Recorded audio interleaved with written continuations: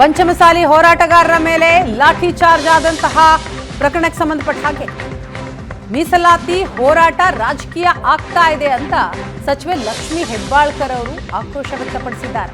BJP ವಿರುದ್ಧ ಗರಂ ಆಗಿದ್ದಾರೆ. ಬಿಜೆಪಿಯವರಿಗೆ ಈ ಪ್ರೀತಿ ಮೊದಲೇ ಯಾಕಿರಲಿಲ್ಲ ಅಂತಲೂ ಕೂಡ ಪ್ರಶ್ನೆ ಮಾಡ್ತಾರೆ. ಬಿಜೆಪಿ ಅವಧಿಯಲ್ಲಿ ಮೀಸಲಾತಿ ಯಾಕೆ ಕೊಡಲಿಲ್ಲ? ಬಿಜೆಪಿಯವರಿಂದ ಮೂಗಿಗೆ ತುಪ್ಪ ಸವರೋ ಕೆಲಸ ಆಗ್ತಾ ಇದೆ ಅಂತ ಆಕ್ರೋಶ ವ್ಯಕ್ತಪಡಿಸಿದ್ದಾರೆ ಸಚಿವೆ ಲಕ್ಷ್ಮೀ ಹೆಬ್ಬಾಳ್ಕರ್.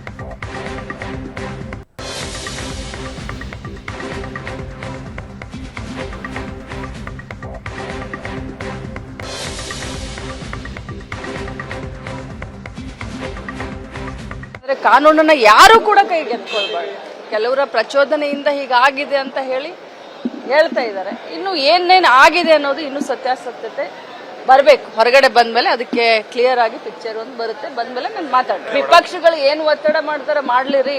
ಅಷ್ಟೊಂದು ಪ್ರೀತಿ ಪಂಚಮಸಾಲಿಗಳ ಮೇಲೆ ಇದ್ದಿದ್ರೆ ಬಿಜೆಪಿ ಸರ್ಕಾರದಲ್ಲಿನೇ 2A ಅನ್ನ ಕೊಡ್ಬೇಕಾಗಿತ್ತು. ಇಷ್ಟೊಂದು ಈಗ ಹೇಳ್ತಾ ಇದ್ದಾರೆ ಅಂತಂದ್ರೆ ಯಾಕೆ ಬಿಜೆಪಿಯವರು ತಮ್ಮ ಸರ್ಕಾರದ ಹಂತದಲ್ಲಿ ಯಾಕೆ 2A ಮೀಸಲಾತಿಯನ್ನ ಕೊಡ್ಲಿಲ್ಲ? ಯಾಕೆ ನಮ್ಗೆ ತೊಂದರೆ ಕೊಟ್ರು?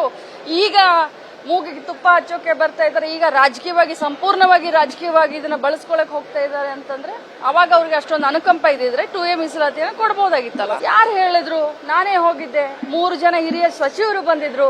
ಮಾನ್ಯ ಮುಖ್ಯಮಂತ್ರಿಗಳು ನನಗೆ ಸ್ವಂತ ಫೋನ್ ಮಾಡಿದ್ರು, 10 ಜನರನ್ನ ಕರ್ಕೊಂಡ್ ಬನ್ನಿ ಅಮ್ಮ ಅಂತ. ನಾನು CC ಪಾಟೀಲ್ ಅವ್ರಿಗೆ ನಾನು ಫೋನ್ ಮಾಡಿ ಹೇಳಿದೆ, ಎಲ್ರು ಹೋಗೋಣ ನಡ್ರಿ, ಒಂದು 10 ಜನರನ್ನ ಮುಖ್ಯಮಂತ್ರಿ ಅವರು ವಿಧಾನಸೌಧದಲ್ಲಿ ಕಾಯ್ತಾ ಇದ್ದಾರೆ, ಬನ್ನಿ ಮಾತಾಡೋಣ, ಶಾಂತಿಯುತವಾಗಿ ಮಾತಾಡೋಣ.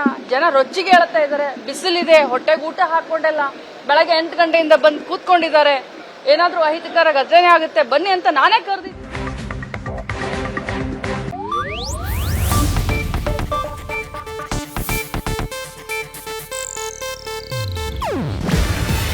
ಇದು ಏಷ್ಯಾನೆಟ್ ನ್ಯೂಸ್ ನೆಟ್ವರ್ಕ್ ಪ್ರಸ್ತುತಿ.